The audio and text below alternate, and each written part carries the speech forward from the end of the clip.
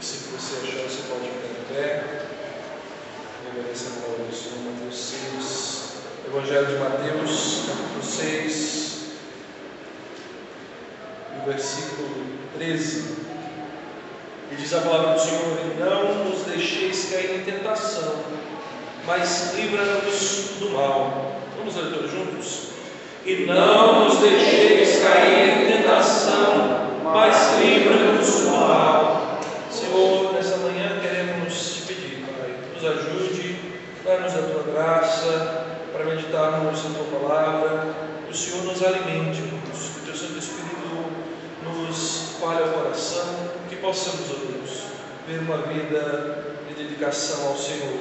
É assim que nós oramos a Ti, em nome do Teu Filho amado, Jesus Cristo. Amém. Amém. E amém. Por isso,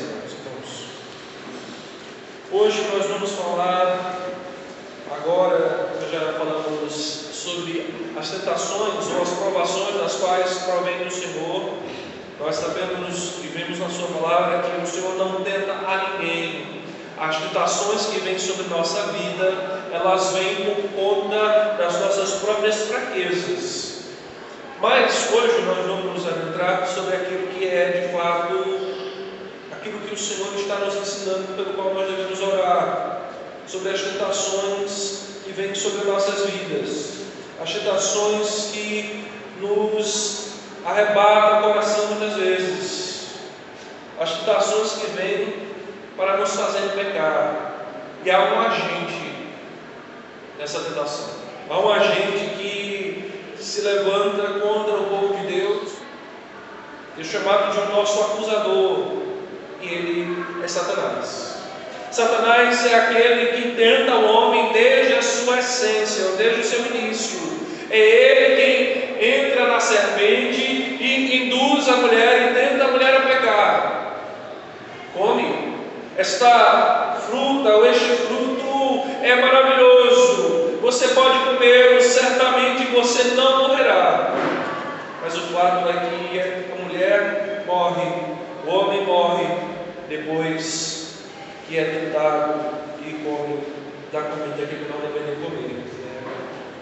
Satanás, meus irmãos, sabe usar como ninguém as circunstâncias para conseguir concretizar os seus propósitos. Abra comigo, por favor, aí mesmo em Mateus capítulo 4, bota só algumas páginas. Mateus 4,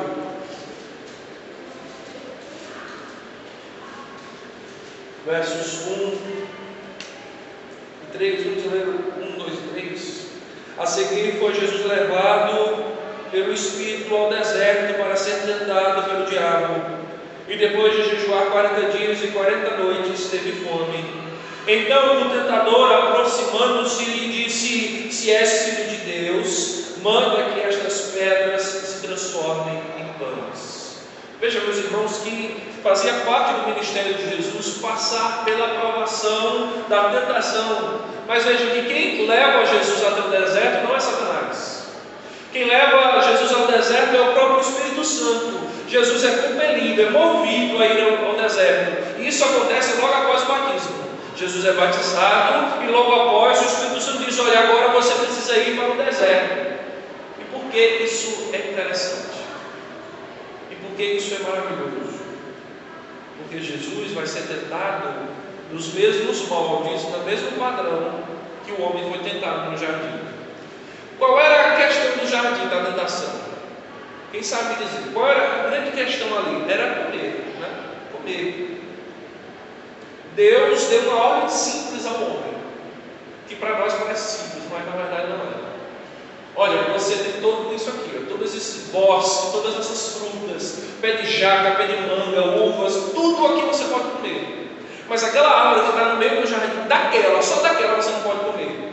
Não parece ser uma coisa fácil, não parece ser uma coisa simples, mas vá dizer isso para uma criança: rapaz, aquela fruta, o que é que tem aquela fruta mais?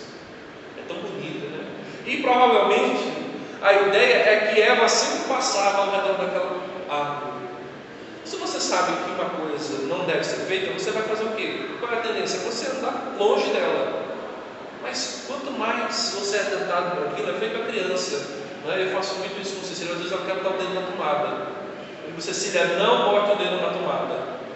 Mas o que ela faz? Ela se aposta, não. Ela quer mais botar o dedo na tomada. É como se na cabeça dela dissesse assim: por que meu pai não quer que bote o dedo na tomada? O que tem ali naquela tomada? Eu tenho que fazer, eu tenho que saber. E Eva parece que andava ali aos redores daquela árvore e sempre ficava desejando. E é justamente isso que a serpente de Satanás: olha, essa fruta aqui é muito maravilhosa, ela é bonita, né? O homem dela. Mas Jesus aqui, enquanto o homem falha na sua tentação, Jesus é vitorioso na sua tentação. Veja o verso 4 de Mateus 4. Jesus, porém, respondeu: está escrito, não só de pão viverá o homem, mas de toda a palavra que procede da boca de Deus. O que é que acontece com Eva? Eva também pronuncia a palavra que foi dada a Deus. E veja que curioso, lá no relato de Gênesis, não é Deus que diz a Eva. No relato de Gênesis, Deus fala para Adão, e é Adão responsável como cabeça da família de ensinar a sua esposa.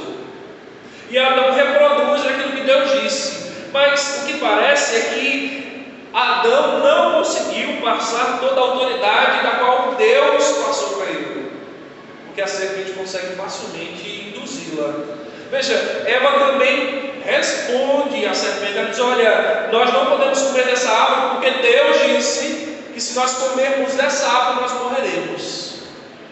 Veja, Jesus responde à serpente com a palavra de Deus.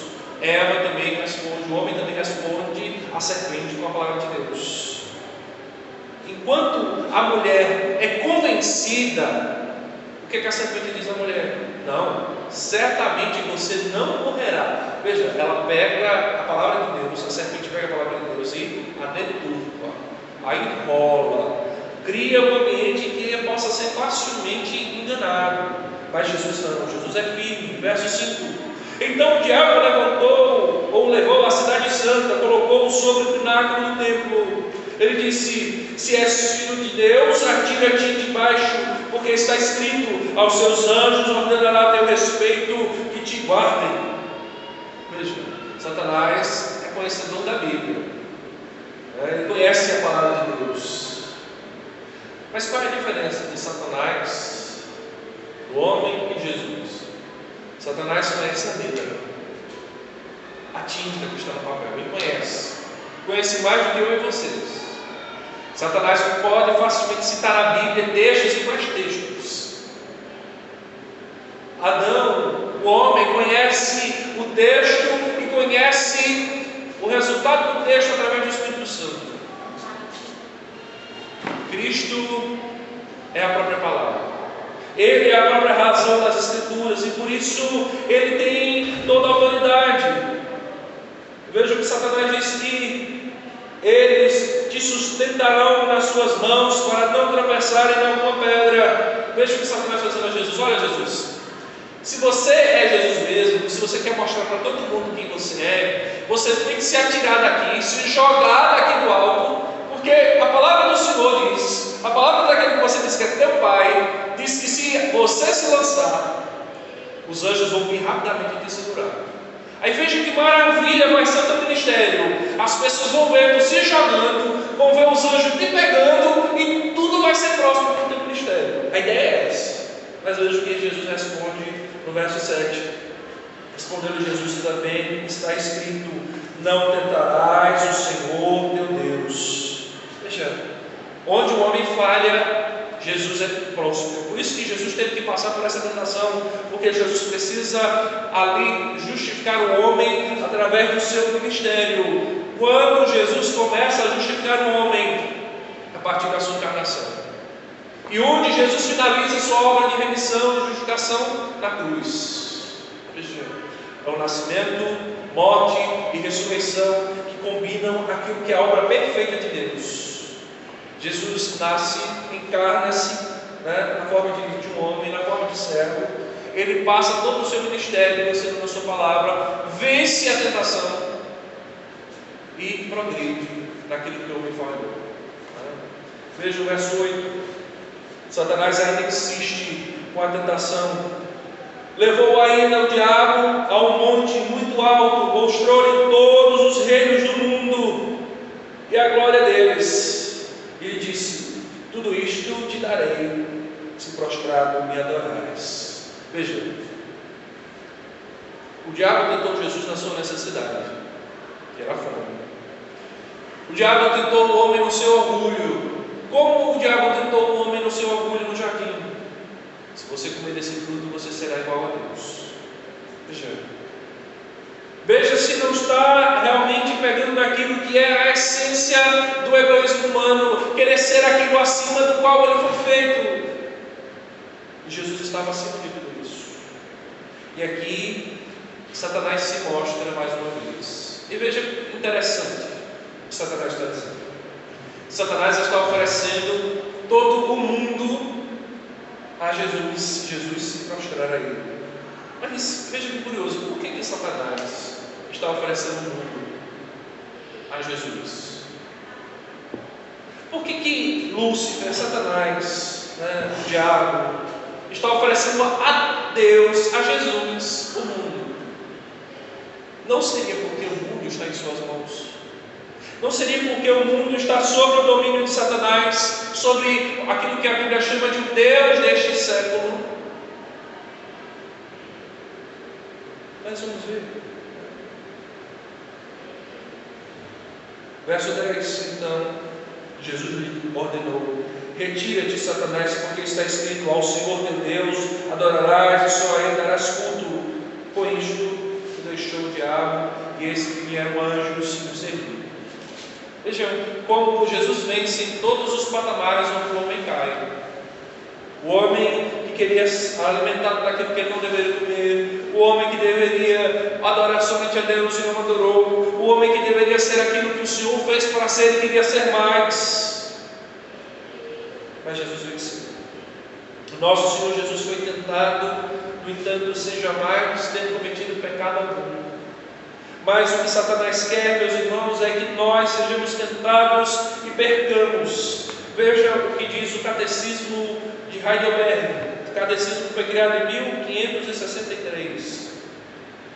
Veja o que a pergunta diz. A pergunta 127 diz o seguinte: visto que somos tão fracos que não podemos subsistir por nós mesmos por um momento sequer, e além disso, visto que os nossos inimigos blasfemos, o diabo, o mundo e nosso próprio pecado incessantemente nos assalta, diante da preservação de nós mesmos, fortalecei-nos pelo poder do teu Santo Espírito, para podermos assim permanecer firmes contra eles e não ser derrotados nesta guerra espiritual, até termos a vitória completa. Veja qual é a ideia deste catecismo. É uma oração que aponta para a nossa debilidade. Por que é que nós clamamos desesperadamente a Jesus nessa oração? Para que nós não sejamos derrotados pela tentação. Porque Jesus sabe que se nós não estivermos com Ele, nós cairemos na tentação.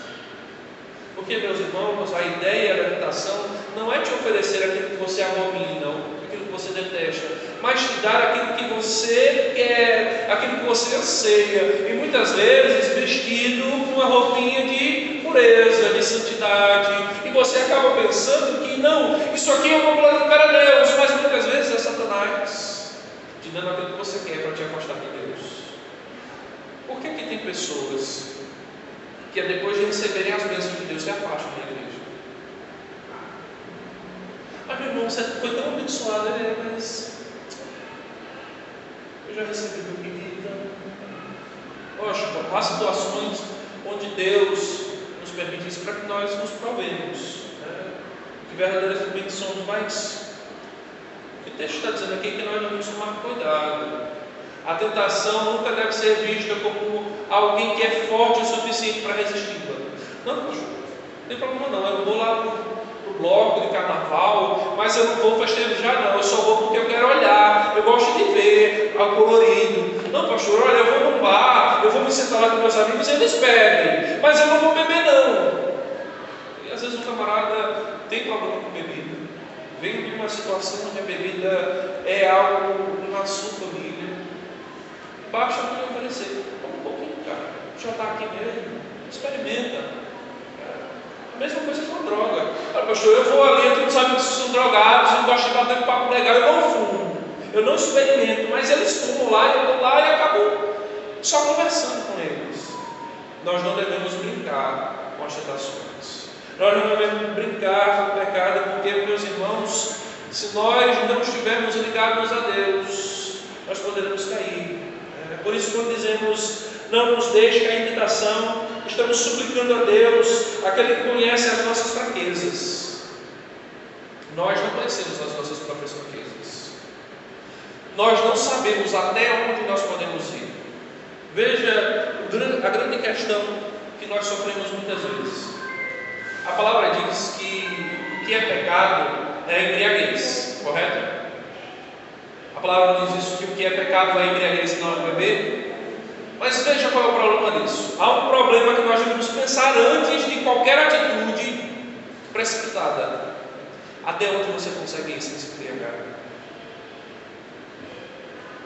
Até onde é o seu limite? Você sabe? Há pessoas que tomam cálice e ficam bêbadas. Há pessoas que tomam barril e não se embriagam. Como você não sabe, então cuidado. Ah não, porque a palavra diz que eu posso beber tranquilamente, então eu estou aqui, ó. Vou para o shopping, boto um barril de chope e vou beber. Cuidado. Cuidado. Não, porque eu sou reformado, e os reformados dizem, não, cuidado, isso não é reforma. A reforma não ensinou isso. Você não deve usar a reforma, usar a Bíblia para escandalizar o mundo. Eu não estou preocupado com o que as pessoas vão pensar, o importante é que a palavra diz, cuidado. As pessoas que falam desse jeito, elas não compreenderam o que a palavra diz. Nós devemos pensar muito nisso. As tentações, elas são reais. E elas podem nos levar a pecar. Isso serve para tudo. Por isso Paulo dá um princípio muito bom sobre isso. Todas as coisas me são lícitas, disse Paulo. Eu posso fazer o que eu quiser. Mas qual é a pergunta que Paulo se faz antes de fazer qualquer coisa? Me convém. Convém a mim fazer. Convém a mim estar no bar bebendo. Convém a mim estar no meio da rua fumando um cigarro, porque a Bíblia não fala nada sobre isso. Convém a mim estar numa festa, num baile. Veja bem, a sua liberdade pode ser uma grande tentação para você. Pode ser uma grande arma de Satanás para afastar você de Deus. Por isso, tome cuidado. Tome cuidado. Mas agora, vamos pensar o seguinte: quais são as características dessa tentação? Pastor, como eu posso identificar uma tentação na minha vida? Já que Satanás pode usar um ambiente, Satanás pode usar uma situação que parece até ser uma boa situação, assim como ele fez com Jesus. O que ele ofereceu para Jesus? Jesus, olha, você não está com fome, rapaz? Que pena, rapaz, que tristeza. Mas faz o seguinte: pega essa pedra aqui e tu que tem poder, transforma em pão de fome. Tem algum problema nisso? Veja, parece ter algum problema nisso.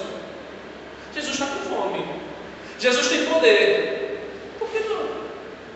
Por que não transformar uma pedra em pão de comer? Jesus multiplicou 5 pães e 2 peixinhos e alimentou mais de 5.000 pessoas. Por que não poderia ali transformar aquela pedrinha em pão de comer? Porque essa não era a vontade do Senhor. Mas pastor, parece ser tão bom, a pessoa está com fome, ele só ia se alimentar e Jesus queria comer. Veja como Satanás é bonzinho. Cuidado. Cuidado com as coisas que parecem ser cristãs, serem piedosas, serem boas. Nós temos a Bíblia, meus irmãos, não é para ficar enfeite na nossa casa. A Bíblia serve para nós compararmos o mundo e ver se aquilo é de Deus ou não. Jesus não nos deu o poder de oração, nos deu a capacidade de orar e falar com Deus sem intervenção de outras pessoas. Não é para que a gente possa enfeitar o nosso culto, não. Porque é bonito, o pastor é tão bonito, a irmã orando, olha, a voz dela é tão doce, parece um anjo. Você tem a oração, tem a Bíblia para que você possa se livrar dessas coisas. Você possa comparar o mundo. Senhor, isso aqui parece ser tão bom, mas é da tua vontade. Boa vontade. É como um dinheiro que cai na sua conta sem você ter feito nada. Você vai olhar na sua conta de lá, R$1.000. Puxa, eu tinha 1 centavo de R$1.000. Glória a Deus. Mas aquele dinheiro tem nome. Aquele dinheiro, se você não trabalhou por ele, aquele dinheiro não é seu. Mas veja como parece uma coisa boa. Pastor, o senhor não sabe de milagre. Olha, eu estava devendo R$10.000 no banco. Cheguei lá, estreguei um lencinho e pedi a Deus. Eu cheguei lá na outra semana, a dívida sumiu. Deu um problema lá nos computadores do banco e sumiu com a minha dívida. Não é de Deus, não é de Deus, meu irmão. Não é de Deus, porque aquela dívida sempre vai existir. Ainda que você não tenha mais o registro, aquela dívida sempre vai existir, porque você não apagou. A oração é o caminho da fé, não é esse. Senhor, acaba com os meus devedores, ou com aqueles que eu estou devendo. Veja comigo, se Deus fosse matar todos aqueles que estão devendo, não sobraria muita gente, não sobraria muita gente. A nossa oração deve ser: Senhor, eu estou devendo aquela quantia, eu preciso de tal quantia, eu não tenho de onde tirar, mas que o Senhor possa me ajudar, me dar força, me dar saúde para trabalhar, abrir uma porta de emprego para mim. Não é prejudicando uma pessoa para ajudar você. Não, pastor, mas é porque a palavra de Deus diz que Deus vai tirar dos ímpios para dar aos justos. Mas não desse jeito. Não é desse jeito que Deus vai fazer. Por isso tome cuidado. Tome cuidado. Quando algo parecer ser bom demais, muitas vezes não é. Então, nós temos a palavra de Deus e a oração para isso. Senhor, é da tua vontade, é do teu querido. Me ajude. Me ajude a não pecar. Me ajude a não cair numa tentação. Por isso, temos aqui algumas características sobre a tentação. Essas características são básicas para que nós possamos observar todas as situações que estão ao nosso redor, que acontecem na nossa vida a partir de hoje, e olhar: não, isso aqui não é de Deus, isso aqui é uma tentação, ou isso aqui pode ser uma tentação, eu tenho que tomar cuidado. Em primeiro lugar, as tentações sempre surgem na nossa presunção de força. Se um crente ele se acha bom demais, forte demais para enfrentar qualquer coisa, é nessa situação, é nesse princípio que Satanás pode usar a vida dele. Abra comigo, por favor, Provérbios 16, 18. Quem achar comigo para ler? Provérbios, capítulo 16, verso 18. Meus irmãos, qualquer dúvida, qualquer apontamento que vocês queiram fazer, podem participar à vontade. Provérbios 16, 18. A soberba procede a ruína e a altivez do espírito procede a queda. Veja como o sábio Salomão traz em Provérbios essa sabedoria. Aqui nessa minha versão do seguinte: o orgulho precede a destruição e a arrogância precede a queda. Veja, um crente orgulhoso, se é que isso possa existir, mas existe, não deveria, mas existe, crentes orgulhosos, que se acham bom demais, que se acham forte demais, que se acham suficiente demais. Essa semana, ou uma semana dessa aí, um obreiro, um amigo meu, teve uma experiência não muito boa na sua congregação. Aí ele começou a ensinar fazer um novo estudo na igreja, e uma irmã se levantou e disse assim: ô meu irmão, veja, isso aí eu já sei, isso aí eu já aprendi, ó, faz muito tempo. E veja o constrangimento, né? Ainda que a irmã soubesse de fato, mas isso é uma presunção de orgulho. Aí esse irmão chegou para ela e disse: ô irmão, a senhora já sabe isso aqui, então eu quero fazer algumas perguntas. A senhora sabe sobre isso aqui? Ela: não sei. E sobre isso aqui, que a palavra diz? Não, também não sei. Então veja, a irmã não sabe tudo. Então a irmã pode participar, pode aprender mais. Quando nós pressupomos que já sabemos de tudo, que nós somos fortes o suficientes, nós estamos suscetíveis a cair na cilada. Ah não, isso é besteira. Besteira, eu vou lá. Não vai acontecer nada, porque Jesus é comigo. Jesus é com você. Mas Jesus diz para você não tentar a Deus. Você vai lá e quer tentar a Deus. Então cuidado. Cuidado com a sua vida. Em segundo lugar, a tentação tende a nos cegar. Você não consegue ver o erro que está na sua cara. Sabe aquelas situações onde todo mundo diz para você: meu irmão, minha irmã, tome cuidado, ali é meio perigoso. Mas você não consegue se convencer. Você consegue só ver as coisas boas, não consegue ver o perigo. É como uma ovelha que decide brincar com o lobo e diz assim: olha, eu vou brincar com ele, mas eu tenho certeza que ele não vai me devorar. Cuidado. As tentações tendem a nos cegar. As tentações tendem a nos levar para um ambiente onde para nós parece ser tudo calmo, tudo tranquilo, tudo sossegado, vai dar tudo certo. Mas quando a tentação vier, será tão terrível que nós não veremos saída. Um exemplo disso é Sansão. Sansão, desde o seu nascimento, recebeu um pacto dos seus pais, chamado Pacto de Nazireu. O Pacto de Nazireu, no Antigo Testamento, no Novo, tem alguns princípios, dos quais a criança é consagrada a Deus. Ela não pode cortar o cabelo, ela não pode beber de espécie alguma, e ela não pode tocar em animais ou pessoas mortas.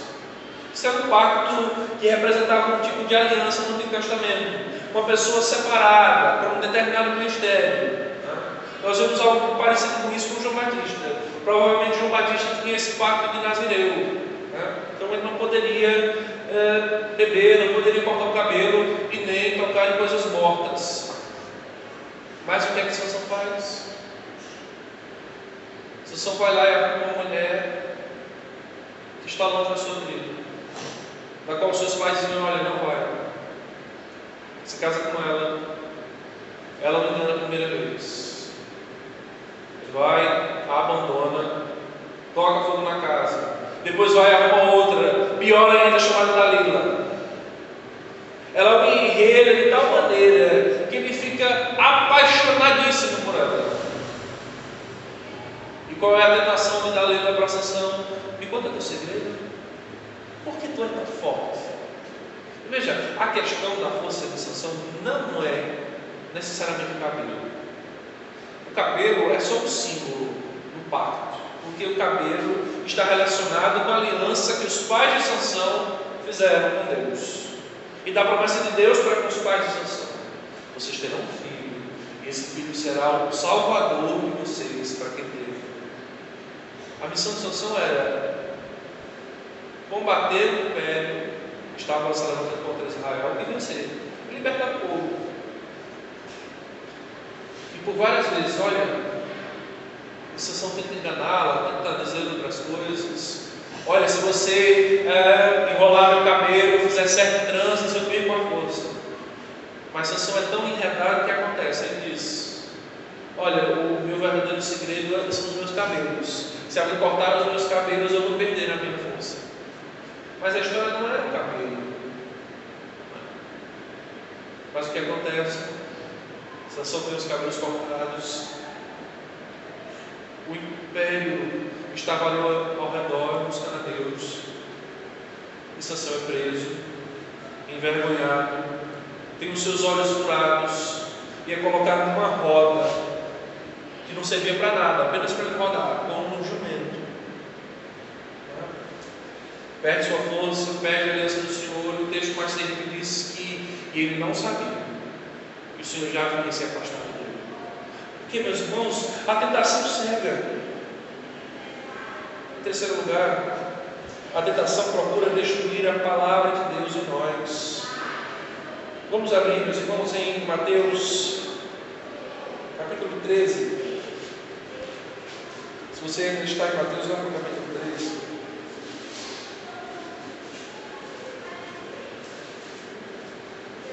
Aqui nós temos Jesus falando sobre a parábola do semeador.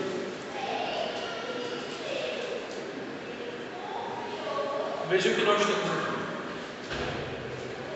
A partir do verso 10, 13, 10. Aqui nós já temos a explicação da parábola.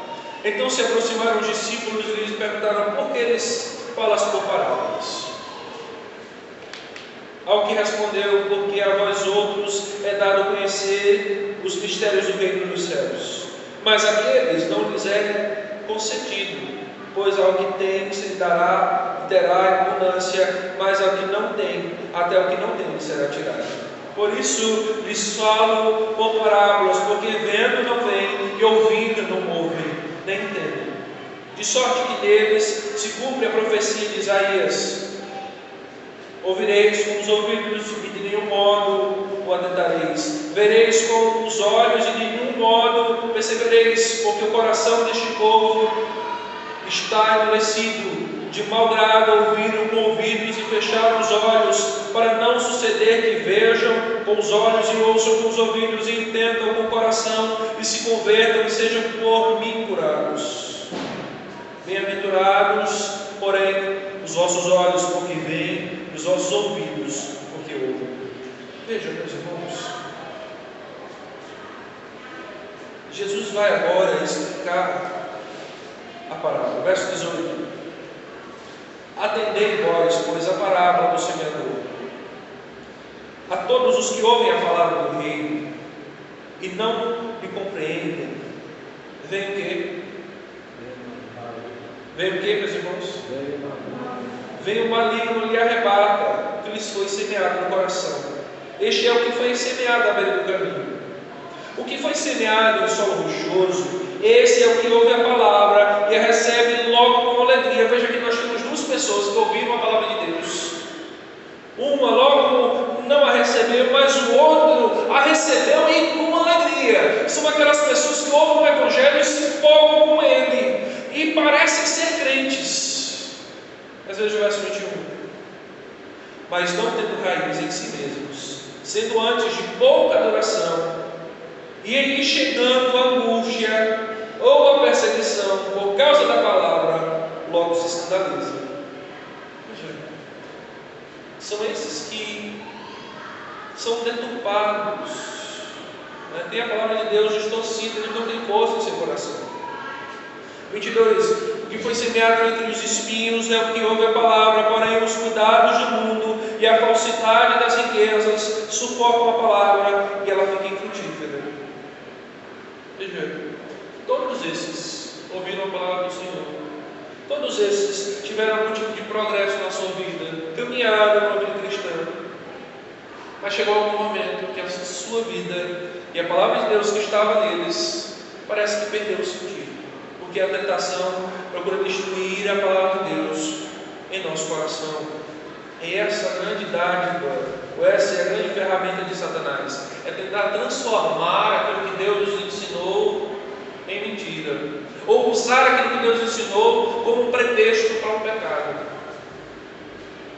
Veja o que é que está acontecendo hoje. Nós temos hoje muitas igrejas, ou pseudo-igrejas, ou casas abertas, que ensinam o seguinte: o que é importante não é você viver uma vida de santidade, não é você viver um padrão, é você amar, porque Deus é amor e Deus só quer o seu coração. Veja como é bonito, a gente já falou sobre isso aqui, mas é interessante repetir. Não é bonito você ouvir isso? Meu irmão, você tem que amar, porque Deus é amor. Você tem que deixar de preconceito. Não importa se é homem com homem, se é mulher com mulher. O importante é que haja amor. Não importa como a família é construída, se são dois pais, se são duas mães, se são dois pais e uma mãe, não importa. Se são um pai e um bicho, não importa. O importante é que haja amor no lar. O importante é que a família tenha amor. Não é bonito? Não parece ser com alguma coisa que Deus diria, mas Deus nunca disse isso. Mas Satanás deturpa a palavra de Deus. Satanás, na verdade, como eu disse, meus irmãos, é um grande imitador. Ele pega aquilo que Deus faz e tenta fazer uma cópia mal feita, que representa justamente aquilo que é o contrário. Por quê? Porque ele quer deturpar a palavra de Deus em nossa vida. Em quarto lugar, a tentação objetiva é enfraquecer a nossa fé.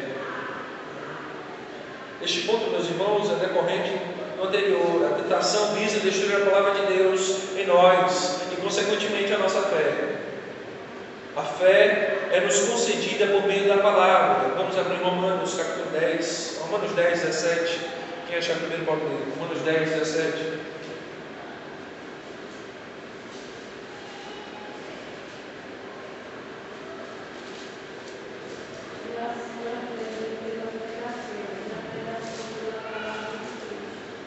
Veja, se eu não tenho palavra, ou se a palavra de Deus é deturpada, o que acontece com a minha fé?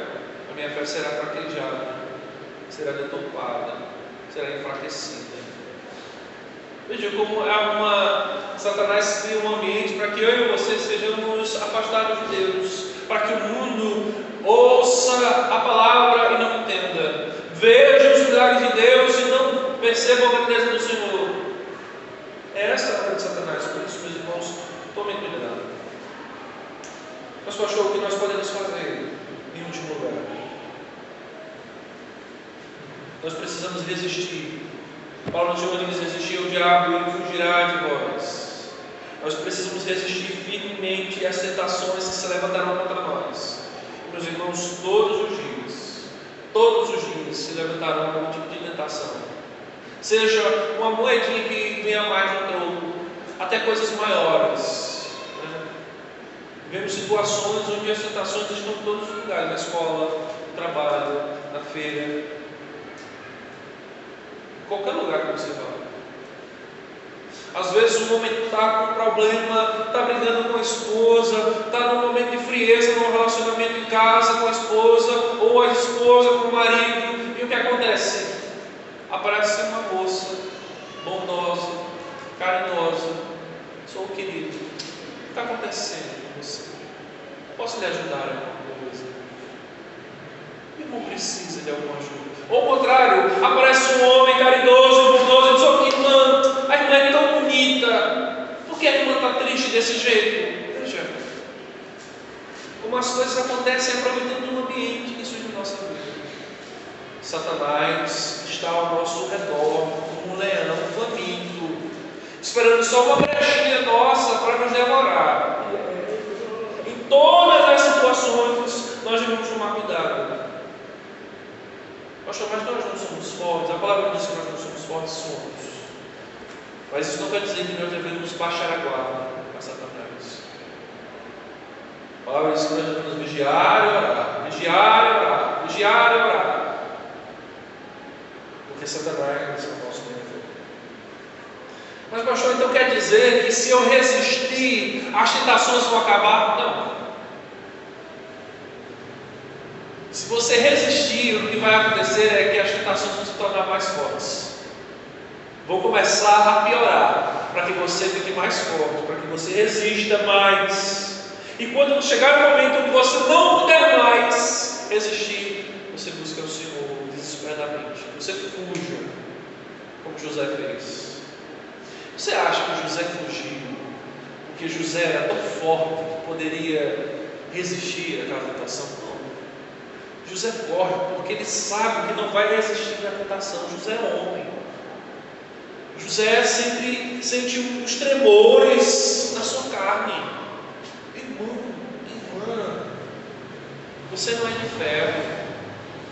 Você tem que tomar cuidado, porque às vezes um elogio planta uma semente no seu coração, que para tirar vai ser difícil. Um elogio, só um. Se for no momento certo, na sua vida, não é no momento certo que seria no momento errado, pode fazer com que você caia na tentação. Quantas famílias foram sendo destruídas por nenhum elogio, por nenhuma palavra? Quantos filhos abandonam a sua casa por conta de uma palavra? Diz: rapaz, deixa de ser besta, tu não já trabalha, dá uma banana para os teus pais, vai embora e vai viver a tua vida, deixa eles lá morrendo na míngua. Temos cuidado. Quando cedemos às tentações de forma imediata, não temos de fato o alcance da sua força. Mas, quando nós resistimos a ela, podemos entender a sua força e intensidade. Adão e Eva tiveram a dimensão bem diminuída da tentação. Por quê? Porque eles caíram. Mas Jesus, Ele sabe o tamanho e a força das tentações, porque Ele passou e resistiu. Então, por isso, meus irmãos, resistamos às tentações. Estejamos firmes. Não se iluda. Não brinque com o pecado. Não brinque com as tentações. Não ache que você é forte demais porque você não é. Não é. Nenhum pastor, por melhor que ele possa ser, ele pode brincar com a tentação. Ah, não, porque eu já sou pastor de muitos anos, eu já passei por muita coisa, isso aí para mim não é nada. Cuidado, cuidado, porque você pode cair. E quantos pastores já não caíram no pecado? Quantos pastores destruíram o seu ministério porque foram orgulhosos demais? Quantos crentes que eram bênção nas suas igrejas acabaram destruindo o seu ministério e suas vidas porque se acharam perfeitos demais, grandes demais, bons demais e fortes demais? Por isso, todas as vezes que você perceber que está passando por uma tentação, corra para Jesus. Senhor, repreende esse mal, repreende essa tentação. Senhor, não me deixe cair em tentação, Deus. Livra-me, Senhor, do mal. Livra-me, Senhor. Por isso que nós devemos fazer essas orações. Na semana que vem nós vamos aprender mais Pedro sobre como vencer as tentações. Por isso, não perca esse compromisso. Vamos falar com Deus, feche seus olhos e falemos com Deus. Senhor Deus e Pai, nós sabemos, ó Deus, que quando oramos ao Senhor, para que o Senhor não nos deixe cair em tentação, livre-nos do mal, nós estamos declarando a nossa incapacidade de vencer o pecado. Nós não conseguimos, Senhor, vencer sozinhos as tentações. Nós não somos, ó Deus, fortes o suficientes. Por isso nós queremos te pedir, Senhor, nos ajude. Se porventura estamos passando por alguma tentação, se estamos passando por algum problema, Senhor, que levará-nos ao pecado, nos ajude, Senhor. Algo que pode, Senhor, nos levar ao pecado e afetar a nossa comunhão contigo. Ó Senhor, nos ajude. Nos ajude, Senhor, nos livre do mal, nos livre da aparência do mal, nos livre daqueles que querem, ó Deus, nos levar para o pecado. Nos livre, Senhor, dos agentes de Satanás em nossas vidas. E nos livre, Senhor, de sermos agentes de Satanás na vida de outros. É assim que nós oramos a Ti, em nome do Filho amado, Jesus Cristo. Amém.